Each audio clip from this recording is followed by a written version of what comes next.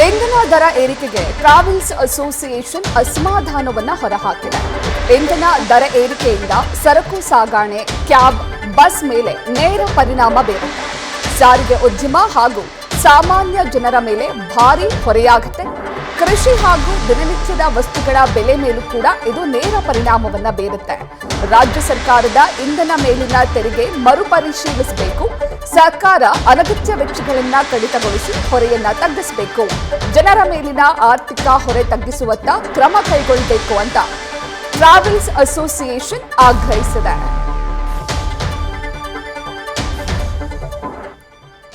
ಪದೇ ಪದೇ ಇಂಧನದ ದರ ಏರಿಕೆ ಆಗ್ತಿರೋದ್ರಿಂದ ಟ್ರಾವೆಲ್ಸ್ ಅಸೋಸಿಯೇಷನ್ ಕೂಡ ತಮ್ಮ ಅಸಮಾಧಾನವನ್ನ ಹೊರಹಾಕಿದೆ. ಇನ್ನು ಇಂಧನ ಬೆಲೆ ಏರಿಕೆ ಬಗ್ಗೆ ಸದ್ಯ ಜನಸಾಮಾನ್ಯರಲ್ಲಿ ಮಿಶ್ರ ಪ್ರತಿಕ್ರಿಯೆ ವ್ಯಕ್ತವಾಗ್ತಾ ಇದೆ. ಆದರೆ ಮತ್ತೊಂದು ಕಡೆ ಜನಸಾಮಾನ್ಯರಿಗೆ ಇದು ಆರ್ಥಿಕ ಹೊರೆ ಆಗ್ತಾ ಇದೆ. ಯಾಕಂದ್ರೆ 10 ದಿನಗಳ ಅಂತರದಲ್ಲಿ ಬರೋಬ್ಬರಿ ₹8 ಬೆಲೆ ಏರಿಕೆ ಆಗಿದೆ.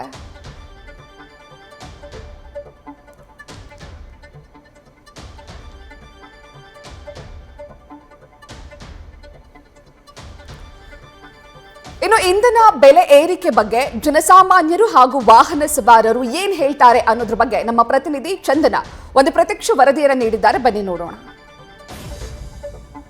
10 ದಿನ 4 ಬಾರಿ ತೈಲ ಬೆಲೆ ಏರಿಕೆ ಆಗಿರುವಂತದ್ದು ವಾಹನ ಸವಾರರಿಗೆ ಒಂದ್ ರೀತಿ ಶಾಕ್ ಎದುರಾಗಿದೆ. ಬೆಳ್ಳಂಬೆಳಗ್ಗೆ ಆಫೀಸ್ಗೆ ಹೋಗೋರು ಪೆಟ್ರೋಲ್ ಬಂಕ್ ಬಂದು ಪೆಟ್ರೋಲ್ ಹಾಕಿಕೊಳ್ಳುವಂತ ಸಂದರ್ಭದಲ್ಲಿ ರೇಟ್ ಹೈಕ್ ಆಗಿರೋದನ್ನ ನೋಡಿ ನಿಜಕ್ಕೂ ಶಾಕ್ಗೆ ಒಳಗಾಗ್ತಾ ಇರುವಂತದ್ದು. ಅಂದ್ರೆ ಮೊನ್ನೆ ಅಷ್ಟೇ ಪೆಟ್ರೋಲ್, ಡೀಸೆಲ್ ಹಾಗೂ CNG ದರ 3 ತೈಲ ದರ ಏರಿಕೆ ಆಗಿತ್ತು. ಈಗ ಒಂದು ದಿನದ ಗ್ಯಾಪ್ನಲ್ಲಿ ಮತ್ತೊಮ್ಮೆ ತೈಲ ದರ ಏರಿಕೆ ಆಗಿರುವಂಥದ್ದು ಒಂದ್ ರೀತಿ ಅಸಮಾಧಾನಕ್ಕೆ ಕಾರಣ ಆಗಿದೆ. ಸದ್ಯ ನಾನೀಗ ಬೆಂಗಳೂರಿನ ಕುವೆಂಪು ರಸ್ತೆಯಲ್ಲಿರುವಂತ ಪೆಟ್ರೋಲ್ ಬಂಕ್ನಲ್ಲಿದ್ದೀನಿ.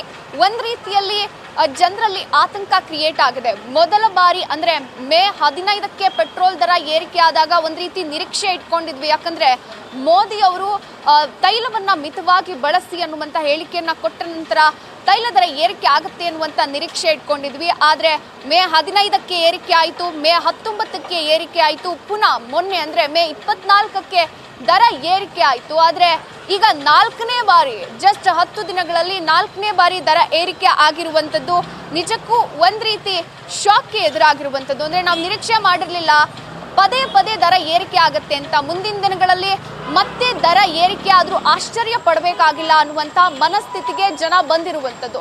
ಅಂದ್ರೆ ನೀವು ನೋಡ್ಬೋದು, ಅಂದ್ರೆ ಬೆಂಗಳೂರಲ್ಲಿ ಸದ್ಯಕ್ಕೆ 1 ಲೀಟರ್ ಪೆಟ್ರೋಲ್ ದರ ₹110.93 ಸಿಗ್ತಾ ಇರುವಂಥದ್ದು.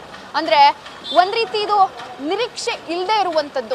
ಜನಸಾಮಾನ್ಯರು ಕೇವಲ ಪೆಟ್ರೋಲ್, ಡೀಸೆಲ್ ದರ ಮಾತ್ರ ಅಲ್ಲ, ದಿನಬಳಕೆ ವಸ್ತುಗಳ ದರ ಕೂಡ ಏರಿಕೆ ಆಗ್ತಾ ಇದೆ. ಇದರ ನೇರ ಪರಿಣಾಮ ಎದುರಿಸ್ತಾ ಇರುವಂಥದ್ದು ಮಿಡಲ್ ಕ್ಲಾಸ್ ಮಂದಿಯ ಬಜೆಟ್ ಮೇಲೆ ಹೊಡೆತ ಬೀಳ್ತಾ ಇದೆ. ಹೀಗಾಗಿ ಸರ್ಕಾರ ಕೂಡ ಈ ಬಗ್ಗೆ ಗಮನ ಹರಿಸಬೇಕು, ಏನಾದ್ರೂ ಪರ್ಯಾಯ ವ್ಯವಸ್ಥೆಯನ್ನ ಮಾಡಬೇಕು ಅನ್ನುವಂತ ಒಂದು ಆಗ್ರಹ. ಸದ್ಯ ವಾಹನ ಸವಾರನ ಮಾತನಾಡಿಸುವಂತ ಪ್ರಯತ್ನ ಮಾಡ್ತೀನಿ.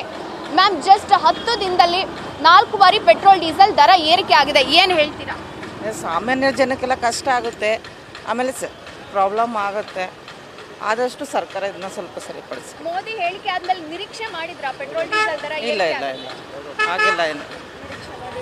ಆದರೆ ಪೆಟ್ರೋಲ್ ಪ್ರಾಬ್ಲಮ್ ಆಗುತ್ತೆ ಅಂತ ಗೊತ್ತಿತ್ತು, ಎಲೆಕ್ಟ್ರಿಕ್ ಮಾಡಿ ಅಂತಾರೆ. ಆದರೆ ಎಲ್ಲರಿಗೂ ಬಂಡವಾಳ ಹಾಕಿ ಕೊಂಡ್ಕೊಳ್ಳೋಂಥ ಸಾಮರ್ಥ್ಯ ಇರಬೇಕಲ್ಲ. ಈಗೆಲ್ಲ ಒಂದು ಗಾಡಿ ಇರುವಾಗ ಇನ್ನೊಂದು ಗಾಡಿ ಕೊಂಡ್ಕೊಳ್ಳುವಾಗ ಕಷ್ಟ ಆಗುತ್ತೆ ಜನಕ್ಕೆ.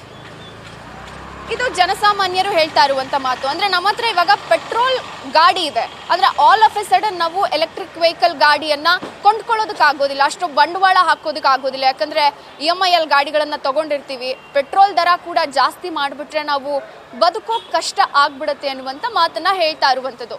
ವಿಡಿಯೋ ಜರ್ನಲಿಸ್ಟ್ ಮಧು ಜೊತೆ Chandana, news first, Bengaluru. News first ನಿರ್ಭೀತಿಯಿಂದ ನಿಮ್ಮ ಪರವಾಗಿ.